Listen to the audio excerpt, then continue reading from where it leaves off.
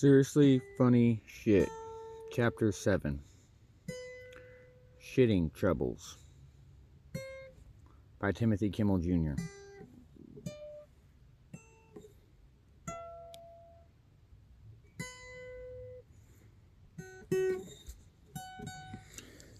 If you have shitting problems, some people, when they have trouble taking shit, they just lick their own butthole or their significant others.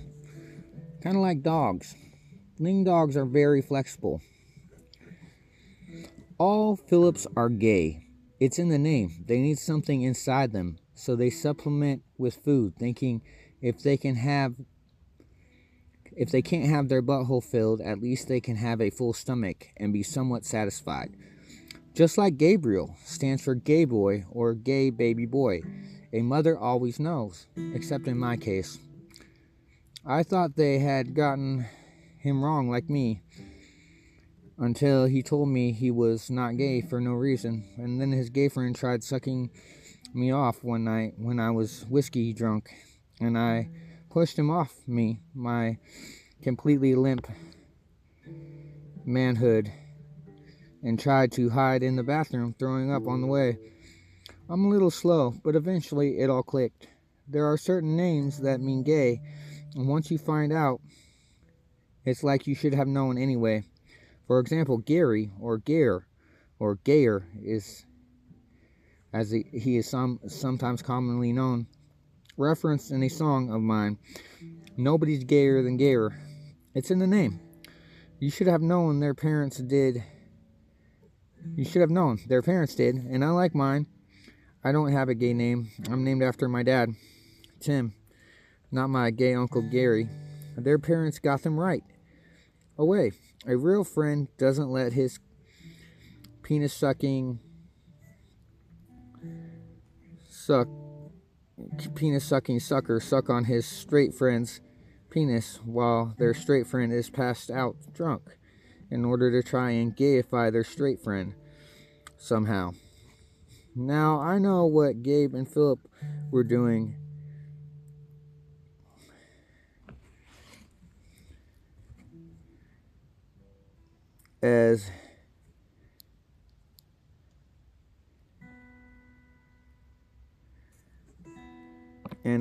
and why they were always leaving all the time. I had no idea that's what men did when they hung out with each other. The thought never occurred to me.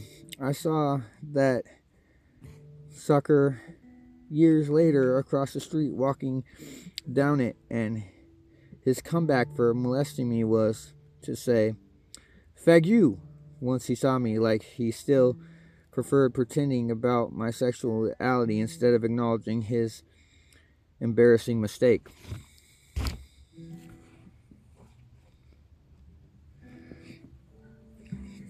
Plants are collectors. Certain psychedelic substances, they're interdimensional collectors of whatever chemical is popular about them. The proper way is for the smoker or the drug user to get really stoned and eat a good meal, and then take a huge shit in the woods and cover it with moss. There is a lot of energy and chemicals, along with other cannabinoids or whatever kind of drug we're talking about,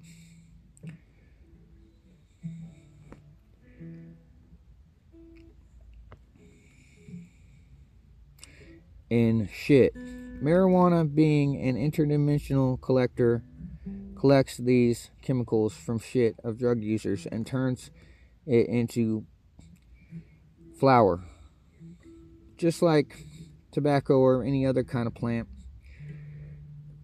This flower is quantumly entangled with moss-covered shit. The user wants its users to be able to shit knowing that it's healthy for them, and wanting return users in a sort of symbiosis. thus continuing the cycle of energy consumption and use called synergy, and leading the user and lending flowers a unique flavor. That's good shit and a smooth high.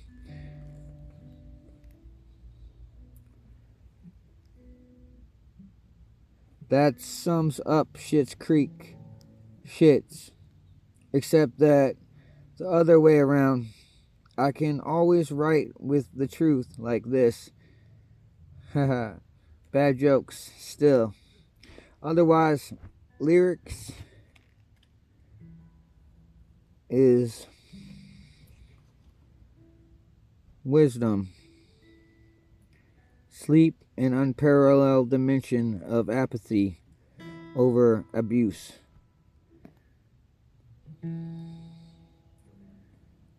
Near underestimated.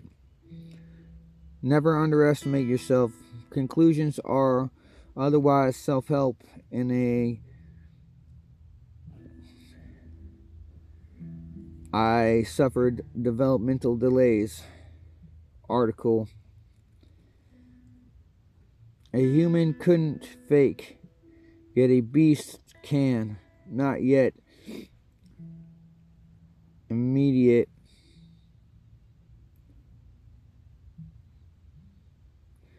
Not to mention man-made meiosis.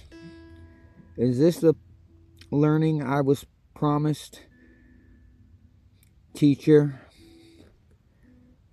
Did I let you down? Why must you treat me like this? So much is left unsaid in my little thoughts. Somehow I still haven't figured it out. The devil's figured but my every thought. They sometimes do. It feels that none of this shit can possibly be real, yet somehow it is.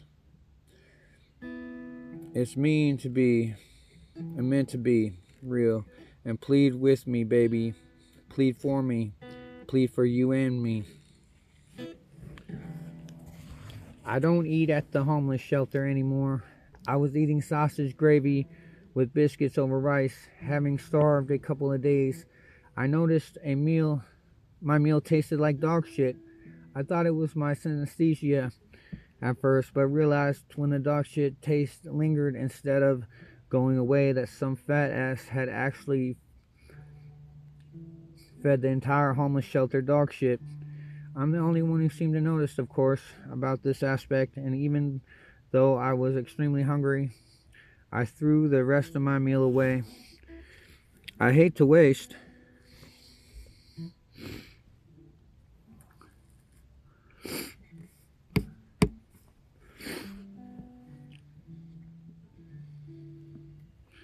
Food, but it was garbage anyway. Dog shit garbage. I never eat shelter food anymore. I'm allergic to it, and disgusting fat asses with immature senses of humor. A humanitarian way of making meat without harming any animals. Find a really fast runner and get them to chase down female deer on their period, and then when the deer is tired out, they lick the excess blood from said deer's genitalia until full. It might take multiple deer. Then after deer blood cooks in their stomach, they go to McDonald's and take a huge shit. This method works with most wild or domesticated animals, although wild game are best, just harder to catch.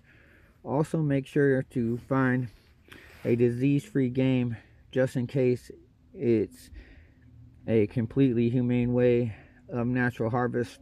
Another aspect pertaining to our food webs, although not a joke, doesn't does make a healthy, sustainable shit. Very important. These days, in an overpopulated world with food scarcity, is this when a species of animals is overharvested, another species of animal overproduces for various reasons to fill the hole left from the previous species decline. Instead of overfishing or hunting a species to extinction point, we should be more intelligent and stagger harvest of these species. I'll lay it out for you. The species in decline has its habitat and resources in competition with other more abundant species. As they decline, the other species become more prevalent.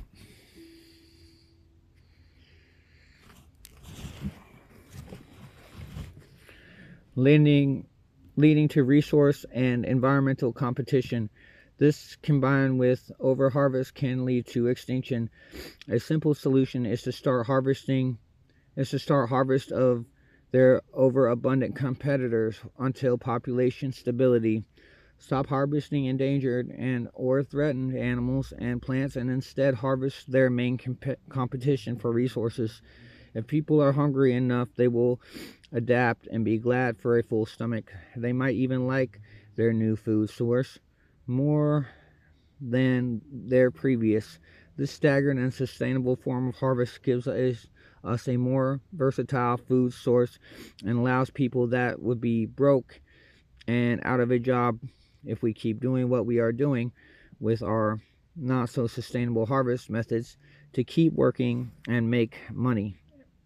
Harvesting alternative and sustainable food sources leads to less competition for threatened and endangered species and their habitats, and thus population spikes. When a species is no longer threatened, it can be fished or harvested again until another decline, in which case we will already have a system in place to take care of our financial problems and food shortages that are inevitable with our current system. This, combined with environmentally friendly policies, will solve our problems and alleviate previous damage done through ignorance and greed. And we can all sleep better at night knowing our children and their children will have learned from our mistakes and have healthy, environmentally friendly shits. One time, a guy who I didn't know fancied me romantically was staying on my couch in my living room apartment. He took a long shower and I did not think anything of it as he finished, then left to go and score some substance as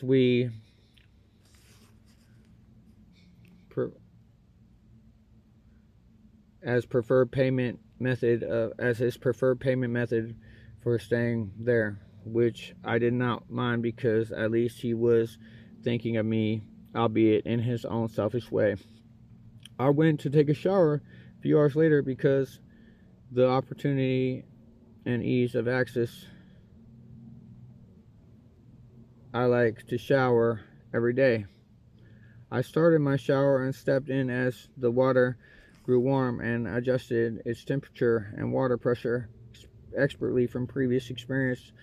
I grabbed a bar of soap I had left in there and noticed it was caked in some odd substance. I tried to clean it off, not thinking much of it, but it was completely caked in the white generic soap bar, and not a small bar either. That's when I realized it was shit, and not just a little bit. The bar of soap had become a bar of shit soap. I started thinking how this was possible and realized he must have stuck the whole bar of soap up his asshole. I was still cleaning it off when with those thoughts passing through my head and the shitty realization of what had happened. That's when I realized that he liked me, and it was probably his way of flirting and propositioning me. Flattered, I threw the bar of soap away and got a brand new one from under my bathroom sink. I had a small bathroom with just a sink straight across from my bedroom's bathroom door, a mirror above it, a small counter under it with double cabinet doors, a toilet on the right and walking in, and a shower with sliding glass doors.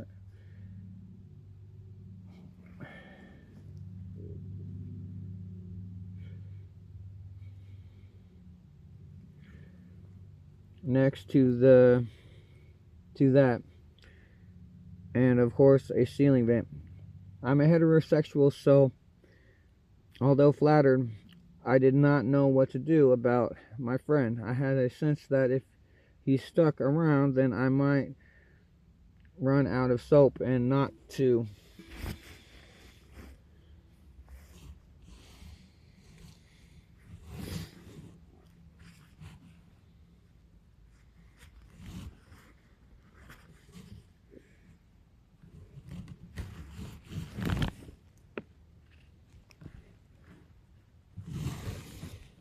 mention that my friend's feelings would probably be hurt that I did not respond to their flirtation the way they wanted.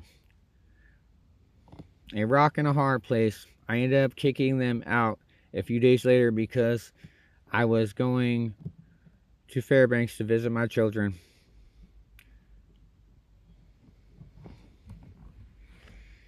Having been reunited through operation of children's services after 5 years of only phone calls.